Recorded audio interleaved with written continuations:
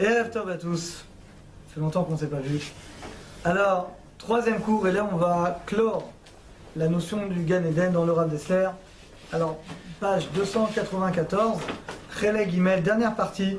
Avaya Vasaga Delemata, l'être et l'avoir. Menucha Vesimra, regardez, le repos et la joie. Ça va être également une autre facette du Gan Eden. Et on va clore avec ça le Gan Eden. On y va.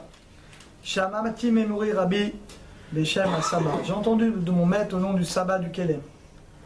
Des Kol Kusha chez Chazaka, regardez, toute question qui est forte. Beoter, Venatirutz. Des fois, tu as des questions fortes qui n'ont pas de réponse. Azakusha Yatma. Alors la question, c'est elle-même la réponse. Never. Alors qu'est-ce que ça veut dire? Echad, regardez ce qu'il dit. Aleph. Yesh Makshe Kusha Betorat Picha. Shanayat, tu vois, il y a des gens qui ont une question sans avoir de réponse. Ven Kushato et la Pikorsout. Mais en réalité, sa question, c'est de l'hérésie. Shouef la Rocha Torah, il veut voir que la Torah n'est pas vraie. Comment on entend des fois des gens et pourquoi Dieu il a laissé faire ça, et pourquoi il a laissé... C'est-à-dire que finalement, souvent c'est des questions qui n'appellent pas forcément de réponse. D'ailleurs, ils n'acceptent pas les réponses. C'est comme ça.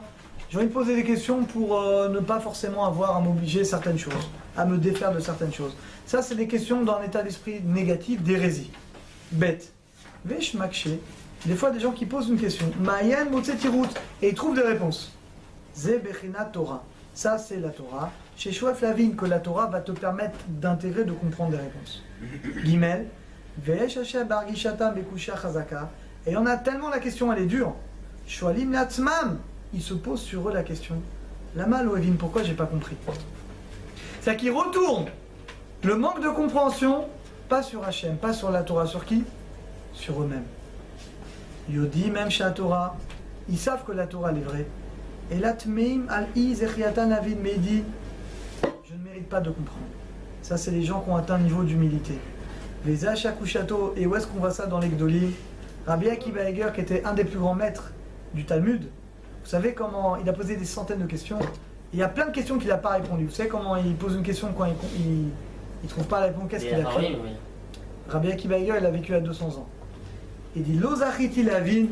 Il dit je n'ai pas mérité de comprendre Vachem et Erenai, et que Dieu éclaire mes yeux. Vous vous rendez compte, Rabbi Akiva Eger, pour vous donner une idée qui c'était, il faisait tout le chasse en 3 heures. C'est-à-dire qu'il prenait sa tête comme ça à 3 heures, et par cœur, tout le chasse, tout, je ne sais pas si vous vous rendez compte, 3 heures. Ça va que dans une vie on le fasse bien. C'est-à-dire que c'est un monstre, un puits de Torah. Et lui, quand il ne comprend pas, pose une question, il dit j'ai pas mérité. C'est que lui il a compris que la Torah c'est le Emet, c'est la parole divine, et que si moi il y a des choses que je comprends pas dans la vie, dans la Torah, c'est uniquement dû à mon insuffisance, à ma nullité, à ma petitesse. Donc c'est pile l'opposé de... Et malheureusement on voit beaucoup de gens avec des questions Keilou contre Dieu. Ah mais comment Dieu il a pu faire ça? Comment machin? En réalité quand tu creuses avec la personne elle n'a pas d'émouna. Elle n'a pas envie d'avoir de l'émouna, elle n'a pas envie de changer de vie. Donc elle va trouver des questions pour trouver un tirout, une justification à ne pas bouger. Un kusha chez Makshim, maintenant à une question qu'on me pose comme ça, un kusha atzma, si on dit la question elle-même c'est la réponse. Un kusha mevareret chez Lo Yanti. La question est tellement forte que j'ai pas Lo Evanti Karaoui, j'ai pas fait assez d'efforts pour comprendre.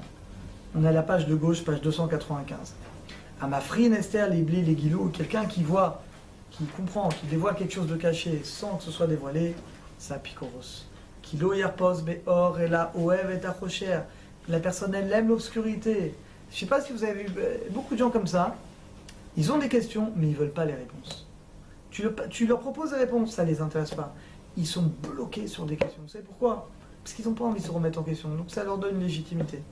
Et Sarah Shochen c'est l'Itara. Amafrim Bofenze c'est l'Ishtal Shelut. Quelqu'un qui voit comme ça le monde, à LM, ce qui est caché, Vagalou et ce qui est dévoilé, à Kusha, la question et la réponse. Zachaisha Lavanad Broura, c'est celui qui veut voir une vision claire des choses. Hachem Ezakiou Levarer, qu'Hachem nous permet d'éclaircir l'imso et de trouver ce qu'on va voir. Vous sa mère Meod. Et tu vas être très heureux dans ce que tu vas trouver. En Simcha, et là vous allez comprendre le lien avec la joie, Katarat Asfekot. La Gemara dit que la vraie joie, c'est quand tu résous tes doutes. Chacun de nous, ça arrivé dans notre vie que des fois tu as eu un grand doute dans ta vie. Ça peut être dans tous les sujets, un grand doute. Est-ce que tu dois prendre ce chemin, ce chemin? Quand après, la vie t'a montré, Hachem t'a montré que c'était la bonne, tu as pris la bonne décision, comment tu te sens? Tu te sens le plus heureux du monde parce que tu dis merci Hachem, voilà, j'ai pris la bonne décision. Et le pire, la pire des choses qui peut arriver, je crois que c'est une situation que tout le monde a vécue ici dans sa vie à un moment ou l'autre, c'est de ne pas savoir. De ne pas savoir. Est-ce que vraiment tu as fait le bon choix? Tu peux mourir de regrets. C'est la pire des choses. Zoya Saga Vesimcha, c'est ça la joie qu'il y a dans l'étude de la Torah. De se poser les bonnes questions et d'atteindre les bonnes réponses. Vesh Mafrim Batora Bechinat Eliona Meod. Il y en a qui vont atteindre, discerner dans la Torah une dimension très élevée. Que quoi? Regardez, Akusha, la question que tu as, Yatzma Tirutz. La question, c'est elle-même la réponse. Zeshen Gava. Mais ça, ne peut l'atteindre que celui qui n'a aucun orgueil. Vachalatzmo. Alors, il va poser la question pas sur la Torah, sur lui. Il va se remettre en question. Zeya la pnimiut. Ça montre que la personne, elle est arrivée à l'intériorité.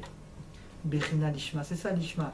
L'ishma, c'est quand tu as compris que le problème, il est uniquement, il est chez toi.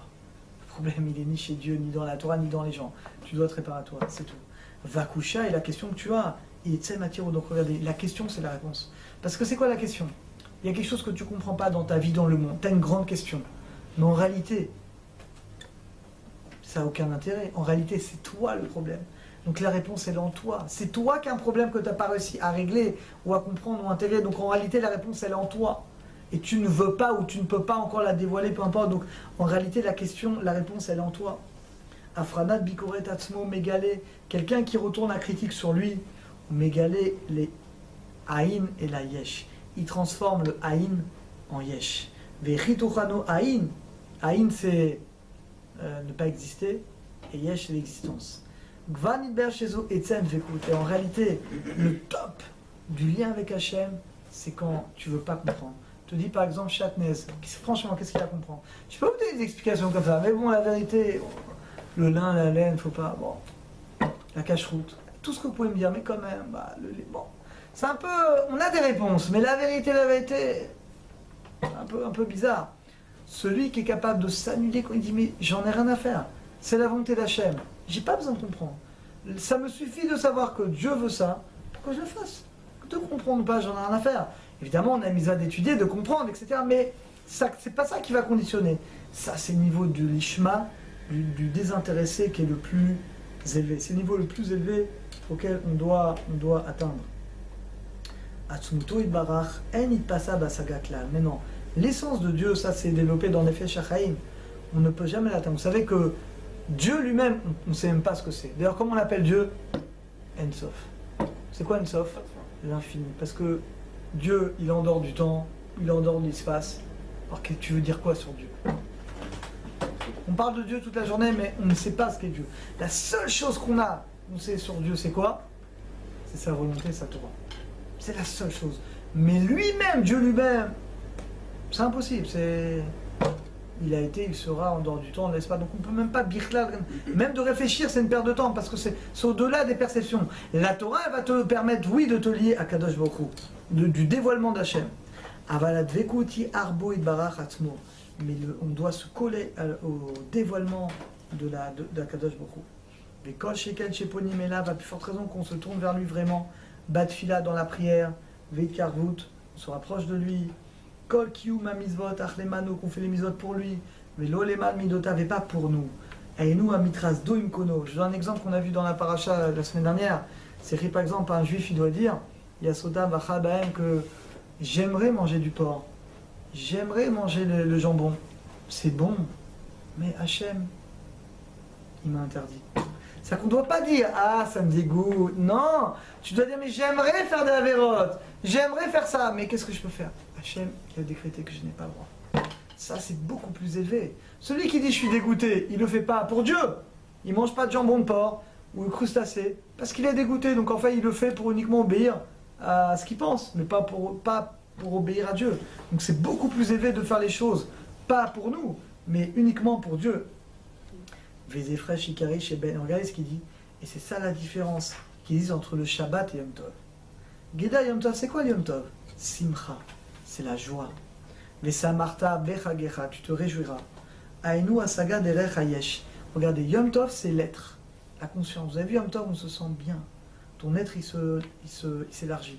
Derech Marshava, la pensée, Tziurim, des représentations, l'essence. Asagot, Abeirot, c'est des choses qui vont te réjouir.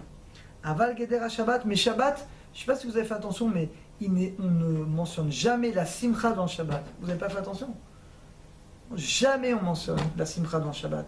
Simcha, c'est Yom Tov. Qu'est-ce qu'on dit dans le Shabbat? Menucha. Menuchat Nefer. Regardez l'amida de Shabbat. Menuchat Ava, Menucha, tout le temps. Menucha, Menucha, Menucha. Mais on ne dit pas de simcha. Menucha, c'est un. Comment on va traduire Menucha? Un repos. C'est quoi? Mais c'est pas dans le sens repos. Menucha Dvekut. C'est dans le sens se coller à Dieu. Avaya, c'est un être. Zebegeder, les malam asaga, qui est au-delà de toute perception spirituelle. C'est quoi Shabbat? Regardez, Idbatlut, annulation. Daye etzem advekut, c'est-à-dire que Yom Tov, tu es heureux. Tu es dans la dimension de la simcha. Shabbat, tu es dans la dimension de l'annulation. Tu t'annules complètement devant Dieu. Be-Shabbat, comme elartecha suya. C'est pour ça que Shabbat, tu dois t'annuler. Donc tu dois faire comme si tout ton travail, il est fait. Lo chasar kloum, il ne manque rien. Masha chisaronod, qu'est-ce qui te manque? Akol, tout est déjà fait. Akol batel, tout est annulé. Venzuach le kloum, tu n'as besoin de rien que de t'unir avec Dieu. Velosha ot achlit, tu n'as pas besoin d'un autre but. Veshifa melacha ou d'un autre travail. C'est ce qu'écrit le Rav Shimshon Raphaël Hirsch, que, regardez ce qu'il dit, Shoresh, la racine de l'interdit de travail Shabbat, c'est les vatel masadam qu'a fait Hachem. C'est d'annuler l'entreprise de l'homme vis-à-vis de la nature et d'Hachem. Zebechina me en olababa shamru. Sous-entendu que la dimension de l'être de l'avoir dans l'olamaba, et ben on retrouve ces deux dimensions entre Yom Tov et Shabbat. Yom Tov, c'est la dimension de l'avoir, de la joie, de développer, alors que Shabbat, c'est la dimension de l'être, la dimension de l'annulation envers Akadosh Baruch Hu. Alors, Baruch Hashem, on a terminé toute la dimension du Gan Eden. Alors, je voulais vous dire, la semaine prochaine, on va faire, ne ratez pas de mettre le Guinam, juste pour vous donner envie. Parce que là, vous allez dire, ah, Guinam, l'enfer. Sachez que le Rav Dessler va balayer tous les préjugés que vous croyez, le feu, les braises, tous ces trucs. C'est une vision d'ailleurs très chrétienne des choses.